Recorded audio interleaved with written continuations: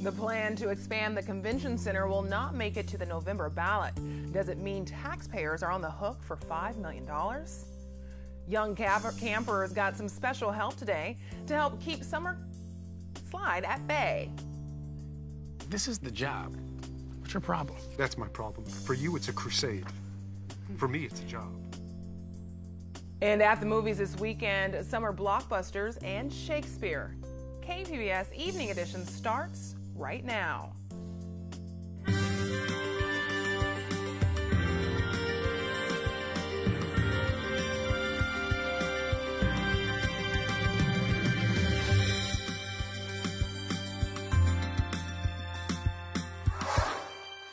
Good evening and thanks for joining us. I'm Ebony Monet.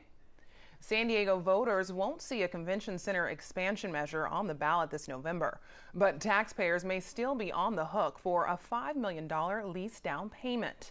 In June, the council approved that down payment to secure land near the existing convention center. The payment was contingent on a citizens' initiative passing this November, but it failed to qualify for the ballot. A spokeswoman for the San Diego City Attorney's Office wouldn't say if the city had to pay the money, saying it will be discussed with the mayor's office. We've reached out to a spokesman for Mayor Kevin Faulconer, but have not heard back. The search is on for a Marine who is believed to have gone overboard from the San Diego base USS Essex. KPBS military reporter Steve Walsh says the search began late Wednesday. The Navy Marines, along with Philippine authorities, continue to search for a Marine believed to have gone in the water at what would have been Wednesday evening, California time. The USS Essex is in the Sulu Sea near the Philippines. In a statement released on social media, Captain Gerald Olin says, "It is an all-hands effort to find our missing Marine. All of our sailors, Marines, and available assets aboard the USS Essex have been and will continue to be involved in this incredibly important search and rescue operation." Multiple searches have been conducted inside the ship, while an around-the-clock search continues in the surrounding water, covering more than 3,000 nautical miles. The Essex is part of the 13th Marine Expeditionary Unit based at Camp Pendleton. They left in July. Though the family has been notified, the Marines are withholding the name of the missing Marine. Steve Walsh, KPBS News. Today, Fire and Rescue tested a new drone during a mock emergency. It will be used to visually assess situations so crews can determine whether they need more resources or to scale back the response. What this is going to do is support those resources and provide more situational awareness to see the big picture, see what's going on, to make sure we have people in the right spots, make sure that we think fires are extinguished, that they remain that way, that we have effective control and containment measures in place. The city says the technology will make emergency responses more efficient, reduce cost, and potentially help save lives. The November general election is 3 months away, but fundraising and campaign spending are picking up in San Diego City Council races. KPBS reporter Claire Tragesser has more on the candidates running to fill 4 seats. Of all the candidates running this fall, City Councilwoman Lori Zaff has raised the most. She's brought in more than $417,000 and had more than $245,000 in the bank as of June 30th. That cash dwarfs that of her Democratic challenger Jen Campbell, who's raised nearly $176,000. It's a tight race, and it's likely a lot of outside spending and fundraising will center on their race in District 2, which covers the coastal communities from Point Loma to Pacific Beach. If Democrats steal Zaff's seat, they will have a veto-proof 6-3 majority on the City Council. The next highest earner is Republican Councilman Chris Cate, who has raised a little over $415,000, which is 12 times more than his Democratic opponent Tommy Howe. In District 4, which covers communities including Encanto and Paradise Hills, Myrtle Cole is facing a surprisingly close race against her former staffer Monica Montgomery. Both women are Democrats. Cole has outraised Montgomery almost 3-1, and the San Diego Democratic Party has spent more than $40,000 on her campaign so far. There's not much spending in the only open race this fall to replace termed-out Councilman David Alvarez in southern San Diego's District 8, likely because the race is between 2 Democrats. Alvarez staffer Vivian Moreno has outraised opponent Antonio Martinez about 2-1. For more on who's raising what and who's giving to both city and county candidates, head to kpbs.org/election. Claire Tregesser, KPBS News. iNews Source data reporter Jill Castellano contributed to that report. The convention center expansion is in doubt, SeaWorld's turnaround, and will San Diego benefit from a Space Force? Earlier today, we spoke with SDSU marketing lecturer Mira Kopik for the Friday Business Report. Mira, so this week there were hopes for a plan to fund the expansion of the convention center, but that, of course, fell apart last night. What could that mean for the future of tourism here in San Diego long term? It's a potential concern. This is the second time in a row that a room tax has not gone on the ballot, and they're hoping that it'll go on the ballot in 2020. The effort last night was to get it on the ballot, but it would require a 2/3 majority. So in 2021, we're renewing our agreement with Comic-Con. Comic-Con brings in $135 million in overall revenue to the city, to restaurants, hotels, other entertainment venues, and the risk of potentially losing Comic-Con to an LA or Orange County that are all expanding their convention facilities is a risk, even though it's, San Diego is the home of Comic-Con. But it's not going to help us really bring in new conventions, large conventions, and that's a challenge because that's going to impact all the hotels, all the restaurants, all the retailers and entertainment locations are not going to benefit from this. Instead of as early as 2020, if it was on the ballot this fall, not until 2023, 4, or 5. The ocean. We live for it. We fight for it. Another tourism-related story is SeaWorld. After years of decline, now the company is reporting that attendance is back up. Has SeaWorld turned a corner? I think SeaWorld finally has turned a corner, and here's why. They reported 5% growth in revenues, 5% increased attendance in the last quarter.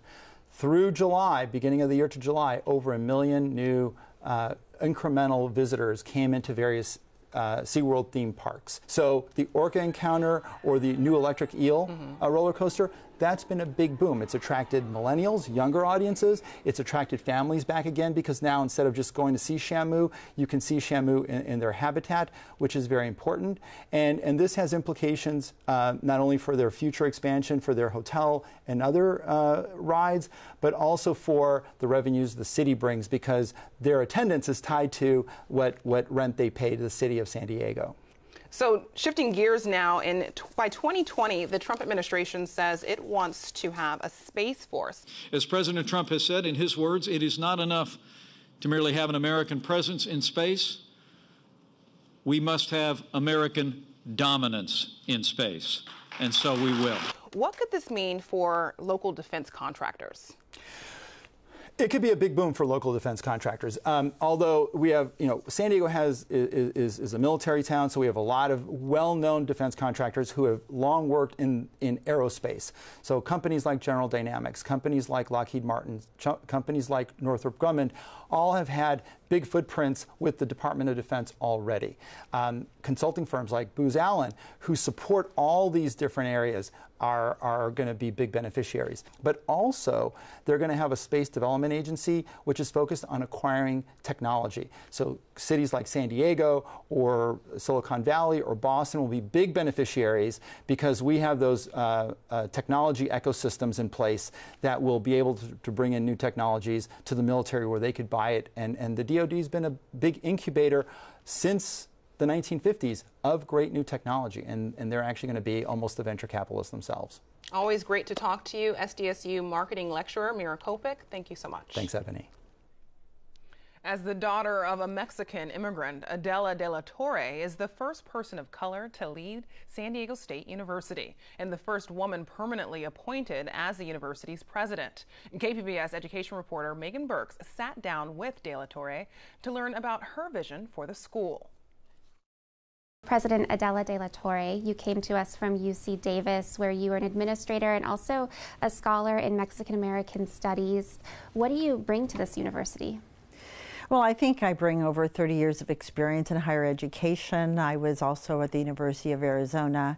I was at Cal State Long Beach. I have a very long research career focusing on disparities in education as well as in health in both the Central Valley and the border region. So there are many intersection points in terms of my research, my teaching, as well as Vice Chancellor of Student Affairs and Campus Diversity at Davis, working in many areas that are critical for the success of San Diego State, including enrollment management, as well as student life and well-being.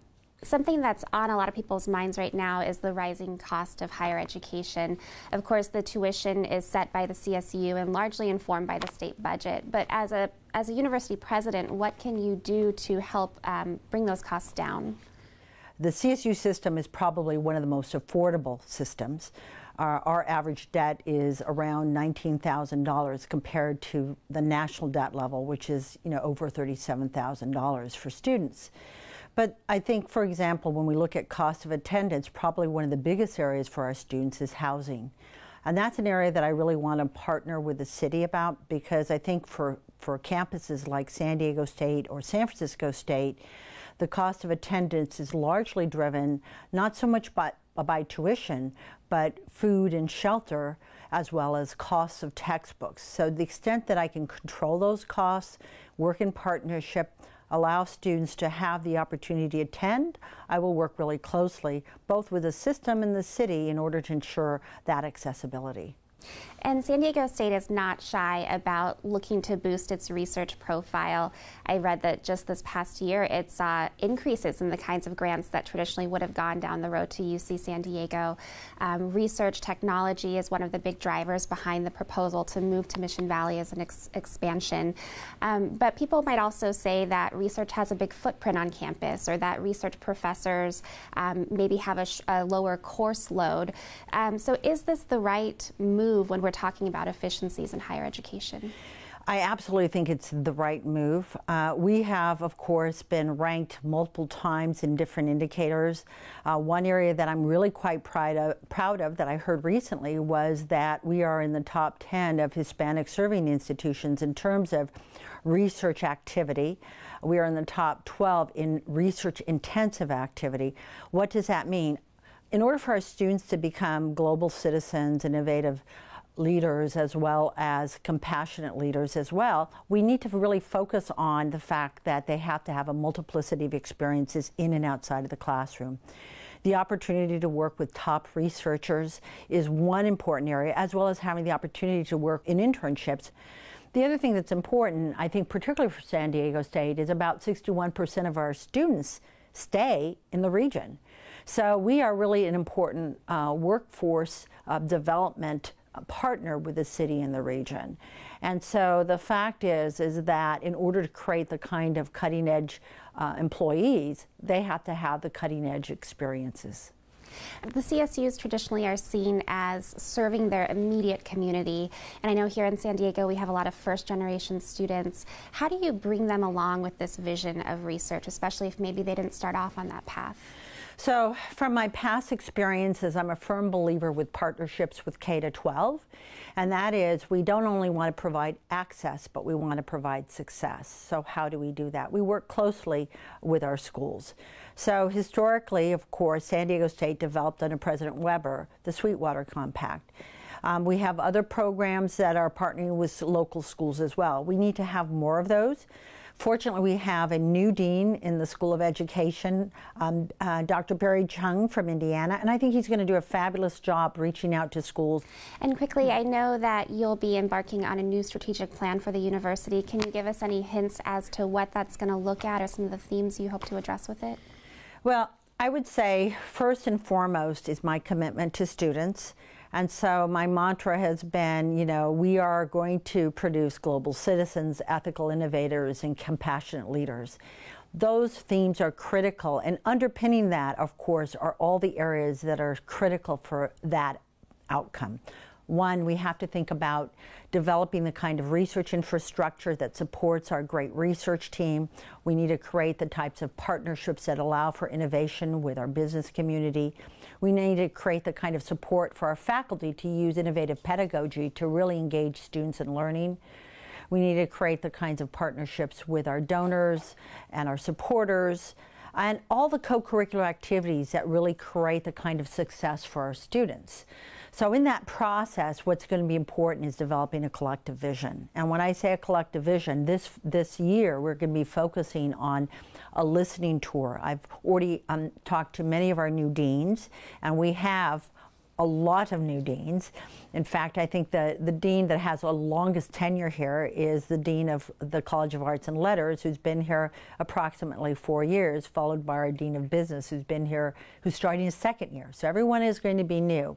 But one of the things that I really have asked all the deans that I've talked to so far is to really sit down, to start talking to their faculty, their department chairs, about what makes them distinct, and to really think about where they want to be 10, 15, 20, 30 years, looking at their disciplines.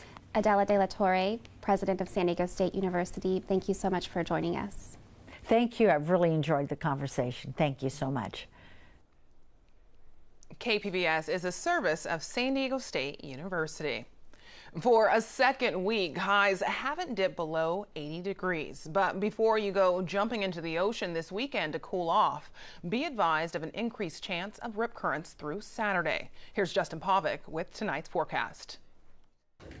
Another day, another record high temperature. That makes 5 record high days so far this month, and only in the upper 70s last night in the metro. That was a record warm night as well. So still warm out there, not quite as intense the next couple of days. Still concerned about choppy surf, but maybe we'll see some changes over the weekend. Also, quickly going to talk about the rangeland fire here just north and west of Ramona. Again, acreage here at around 250 acres. So still talking about some dry weather out there. Satellite radar is pretty quiet. A couple of showers tried to pop up over the mountainous terrain earlier on. As they made their move through the deserts, they fizzled. A few more storms possible here over the mountainous terrain the next couple of afternoons. For tonight, talking about the numbers dropping down into the mid and the upper 60s toward Ramona. Notice San Diego, another really warm night at 77. Oceanside 67. Chula Vista down to 72. 77 then in the metro. Low clouds developing late night, and as we venture into Saturday, high pressure's back in control. Going to be a sizzler out there once again. And again, the surf is up, so if you're venturing out to La Jolla, again, the tide's running above normal both this evening and Saturday evening, though not quite as intense here as we go throughout the next couple of days. The heat, not quite as intense either. High pressure's in control. Best chance for storms off toward the east again as we're looking at that potential out toward Mount Laguna. High temperature 79. San Diego still warm, still well above normal. And if you're checking out the Padres at home taking on the Phillies later on tomorrow evening, first pitch temperature around 81 degrees with some sunshine. Early week pattern favors more dry conditions. Storms and showers remaining off to the east over the Four Corners. Let's check out that breakdown here. As we venture into Monday and Tuesday, notice our low point here at the coast, low 80s. More clouds hugging the coastline for a better chunk of the morning over the inland zones. Talking about a little subtle cooling trend here into early next week. We stay dry. Mountainous locations will dry out as we work our way into early next week. And throughout the deserts, looking at the heat persisting with more dry weather. For KPBS News, I'm meteorologist Justin Pavic. Back to you, Ebony. It's the last month of summer vacation, a time when children's reading abilities often fall behind. KPBS video journalist Katie Shulov takes us to a summer camp that has some special guests working with kids to keep them excited about reading. Hey, bird. There we go. Believe it or not, this summer camp is for reading. 9-year-old Timothy Tang says today's field trip to meet lizards, Okay, that works. turtles, and hedgehogs makes him want to read about the animals. It gives me more interest in nonfiction. Timothy's favorite book is nonfiction, Tree Lady, about Kate Sessions planting all those trees in Balboa Park. Bristlecone pine, Brazilian pepper, palm tree. As soon as the books got harder, I had a little bit of trouble reading the words because my mom is at work and she cannot help me a lot. and the vocabulary was so hard that I almost quit. United Way's Readers in the Heights camp is designed for kids just like Tang. It's free for parents through San Diego Unified's Primetime Extended Day program. When her boat docked in San Diego. Now, Tang reads at least 30 minutes at home after all day at camp, 5 days a week. It saved my favorite subjects. They're driving the rest of us crazy. Volunteers read with the 400 students who then draw and write about what they read. And there's special book-based field trips, like today's tour and animal show at the City Heights Weingard Library. So if kids are not reading by third grade at a third grade reading level, they're 4 times more likely to not graduate from high school.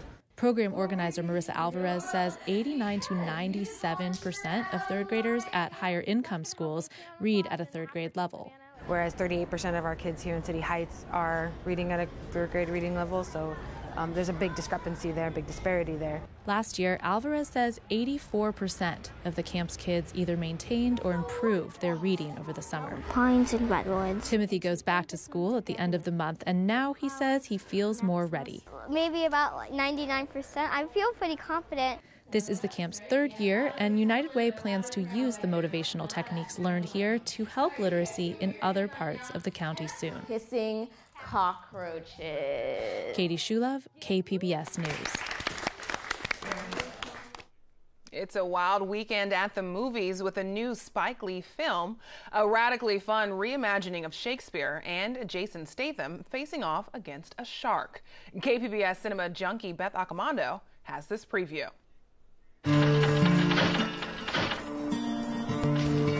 Spike Lee's Do the Right Thing was about racial tensions that explode during a hot summer in New York. It's gonna be a scorcher today. BlacKkKlansman is set in the cooler climes of Colorado Springs and takes a rather jaunty tone as it tackles the true story of Ron Stallworth, a black cop who infiltrates the Ku Klux Klan. Since you asked, I hate blacks.